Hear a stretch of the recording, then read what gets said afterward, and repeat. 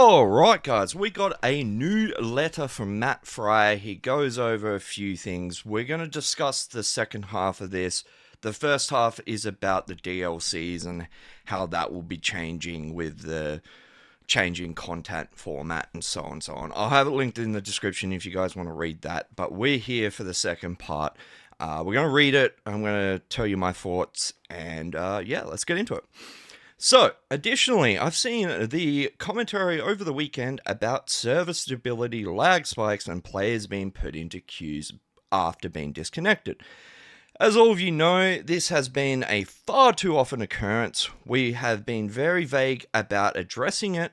There are reasons for this, but because network and server stability has been a concern for many of you for a long time, here is what has been happening. Our simple rule is if a server or other game issue happens due to a bug and other configuration problems within our control, we will tell the community what is happening and what we are doing to fix it. The recent data center power outage was an example of this. However, if the problems that we cannot control, like partners' network is having problems, or if there's a malicious network attack against us, we usually do not post about it. Recently, especially over the last year, we have had a rising number of malicious network attacks against ESO service. This is mostly fall under the DDoS type of attack. When these happens, depending on the type of attack, we will initiate mitigation strategies. I'm not going to go into exactly what we do to counter, but each time the ESO server is under attack, players on the service experience lag, disconnections, etc. We have different types of mitigation to combat this, and some do a great job of protecting the service from the DDoS traffic. But they can also introduce additional ping times when they are active, like many of you have been reporting. Malicious network attacks are an unfortunate part and parcel of running an online service, and the methods of attack are constantly evolving. Despite this, we always strive to find the best mitigation strategy that has the least impact on the player moment-to-moment gameplay. Part of why we are not publicly addressed this sooner is because even talking about malicious network attacks against ESO, we can run the risk of incurring more of them. This is why the standard playbook for internet companies is not to talk about them publicly, but this is information I think you all need to know. Alright, so we got confirmation of something we know has been going on for quite some time. Apparently, Final Fantasy XIV shares web hosting with ESO, so you can go to their website and check if they're getting DDoS attacked. Now, this has lined up quite a few times with previous DDoS attacks. I don't know if it will line up every single time, but it's very interesting to have to go to another game to get information on the game you're playing. ESO really needs to introduce something like Final Fantasy XIV has. If you don't want to call it a DDoS attack, that's fine. But they do. They're open about it. And I mean, I guess can't be overly too bad because they are constantly open about the situation. So I do question the last part of this. Now, acknowledging it is a little bit different than talking about it. And I think that's where the difference is. Final Fantasy aren't really talking about it. They're just acknowledging the fact their server is having a problem. So I think ZOS should implement something like this. You don't have to talk about it. You just need to say, look, the server is having issues. Now, you update your banners on the forums. This is great. But on Monday, when you're getting DDoS attacked, and over the weekend when you're getting DDoS attacked, there was no forum banner. So we were just left floundering. Now, I made a forum post as soon as this started happening on the Monday. Didn't get an answer. I woke up in the morning to my comment deleted and a link to another thread that was posted after mine.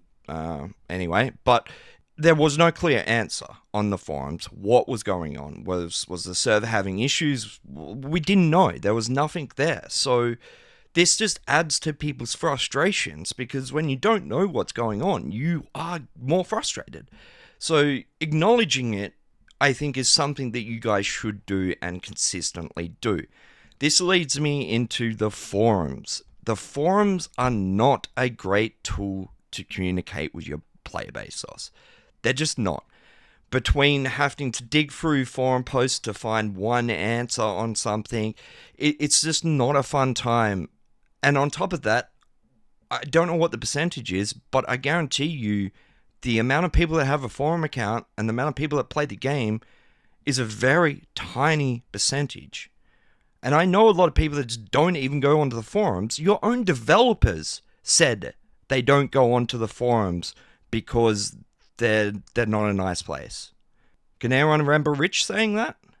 So you have your own developer acknowledging that your forums are not a great place to communicate with the player base, but yet that's the only place you do it. Here's some free ideas, Zoss. You pop up in-game when I log in every time your shitty Crown Store items. Instead of shitty Crown Store items, you could actually have really good information, like that the server is getting DDoS attacked. Or if you don't want to call it a DDoS attack, at least pop something up acknowledging the fact the server is having a issue. The second part that kind of irritates me is I don't want this to become an excuse for Zoss. I don't want this to become something that is just thrown out there every time there is server issues. And I'm not saying Zoss would do that. I'm just saying I don't want to see that happen.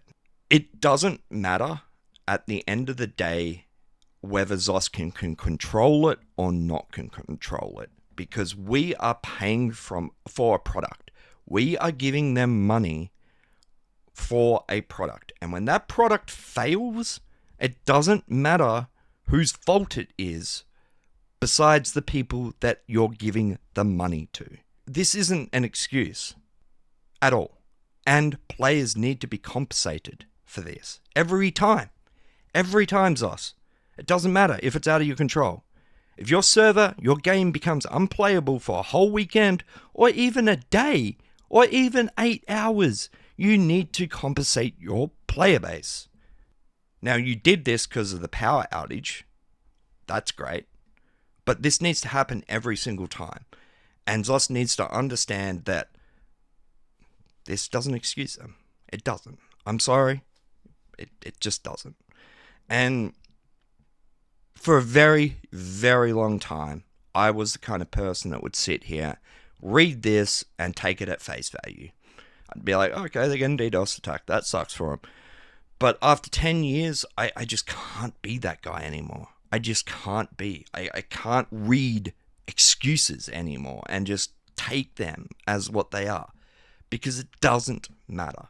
And before I get too ranty, I'm going to end the video. So let me know what you think about this old DDoS attacking thing. And I'll catch you in the next one. Love yous all. Catch you next time. Peace.